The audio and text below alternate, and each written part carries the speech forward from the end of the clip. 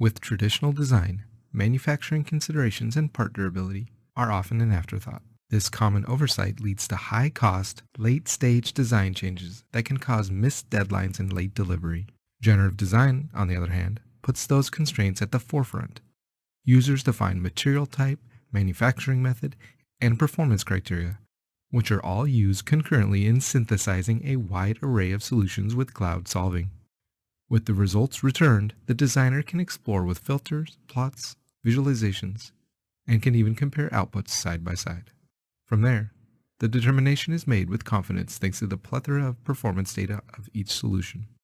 The exported solution is a sculptable, editable, watertight solid body with design history. This opens up downstream fine-tuning, additional simulation checks, and toolpath creation. Come see how you can take your designs to a whole new level with generative design. All this and more in Fusion 360.